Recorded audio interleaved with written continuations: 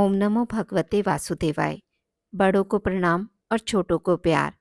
हिंदू धर्म में एकादशी तिथि को भगवान विष्णु और माँ लक्ष्मी की कृपा पाने के लिए सबसे शुभ माना जाता है।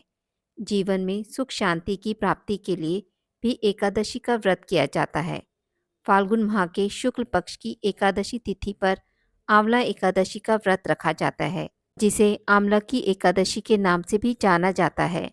आंवला एकादशी को काशी में रंगभरी एकादशी के नाम से जानते हैं।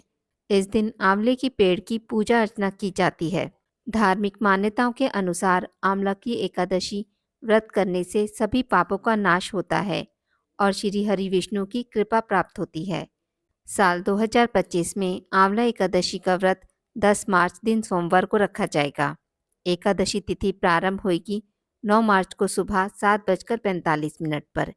एकादशी तिथि समाप्त होगी 10 मार्च को सुबह 7:44 पर। ऐसे में उदय तिथि के अनुसार 10 मार्च दिन सोमवार को आंवला एकादशी का व्रत रखा जाएगा। आंवला एकादशी के दिन व्रत पारण का समय रहेगा 11 मार्च को सुबह 6:35 से 8:13 तक। इस दिन पूजा विधि: एकादशी से एक दिन पहले सूर्यास्त के बाद भोजन ग्रहण ना करें। एकादशी के दिन प्रातः काल में जल्दी उठकर स्नान करके स्वच्छ वस्त्र धारण करें। इसके पश्चात भगवान विष्णु का ध्यान करते हुए व्रत का संकल्प लें।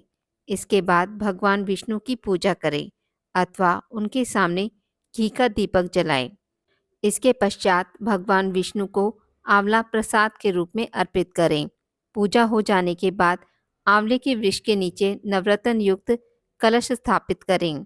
धूप, दीप, रोली, चंदन आदि से आंवले के वृक्ष की पूजा करें।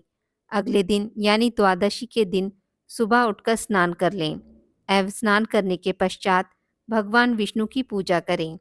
इसके बाद शुभ मुहूर्त में पारण कर लें। यदि संभव हो तो गरीबों में दान जरूर करें, क्योंकि इससे अत्यंत पुण्य की प्राप्ति होती है। चलिए सुनते हैं आंवला की एकादशी व्रत की कथा। पौराणिक मान्यताओं के अनुसार वैदिश नाम का एक नगर था। उस नगर में ब्राह्मण, क्षत्रिय, वैश्य और शूद्र रहते थे। वहाँ रहने वाले सभी नगरवासी विष्णु भक्त थे और वहाँ कोई भी नास्तिक नहीं था। उसके राजा का नाम था चेतरथ। राजा चेतरथ विद्वान थे और वह बहुत धार्मिक थे। उनके नगर में कोई भी व्यक्ति दरिद्र नहीं था। नगर में रहने वाला हर शख्स एकादशी का व्रत करता था। एक बार फाल्गुन महीने में आंवला की एकादशी आई। सभी नगरवासी और राजा ने यह व्रत किया और मंदिर जाकर आंवले की पूजा की और वहीं पर रात्रि जागरण भी किया। तभी रात के समय वहाँ एक बहेलिया आया जो कि घोर पापी था, लेकिन उसे भूख और प्यास लगी थी। इसलिए मंदिर के कोने में बैठकर जागरण को देखने लगा और विष्णु भगवान व एकादशी की महात्म्य की कथा सुनने लगा। इस तरह पूरी रात बीत गई। नगरवासियों के साथ बहेलिया भी पूरी रात जगा रहा। सुबह होने पर सभी नगरवासी अपने घर चले गए। बहेलिया ने भी घर जाकर भोजन किया, लेकिन कुछ समय के बाद बहेलिया की मौत हो गई। हालांकि उसने आंवला की एकादशी की व्रत कथा सुनी थी और जागरण भी किया था, इसलिए उसने राजा विदुरथ के यहाँ जन्म लिया। राजा ने उसका नाम वसुरथ रखा। बड़ा होकर वह नगर का राजा बना। एक दिन वह शिकार पर निकला, लेकिन बीच में ही मार्ग भूल गया। रास्ता भूल जाने के कारण वह एक पेड़ के नीचे सो गया। थोड़ी देर बाद वहीं मलेच्छ आ गए और राजा को अकेला देखकर उसे मारने की योजना बनाने लगे। उन्होंने कहा कि इस राजा के कारण उन्हें देश निकाला दिया गया, इसलिए इसे हमें मार देना चाहिए। इस बात से अनजान राजा सोता रहा। मलेच्छों ने राजा पर हथियार फेंकना शुरू कर दिया, लेकिन उनके शस्त्र राजा पर फूल बनकर गिरने लगे। कुछ देर के बाद सभी मलेच्छ जमीन पर मृत पड़े थे। वहीं जब राजा की नींद खुली तो उन्होंने देखा कि कुछ लोग जमीन पर मृत पड़े हैं। राजा समझ गया कि वह सभी उसे मारने के लिए आए थे, लेकिन किसी ने उन्हें मौत की नींद सुला दी।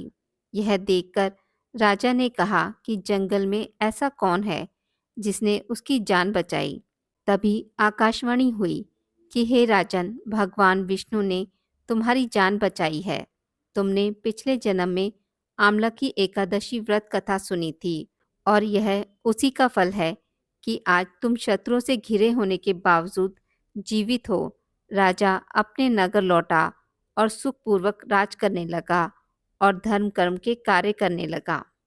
आज की इस वीडियो में बस इतना ही। मित्रों, अगर आपको मेरी वीडियोस पसंद आती हैं तो इसे लाइक और शेयर ज़रूर करें और पूजा पाठ से जुड़ी जानकारी के लिए मेरे चैनल को सब्सक्राइब करना ना भूलें। धन्यवाद।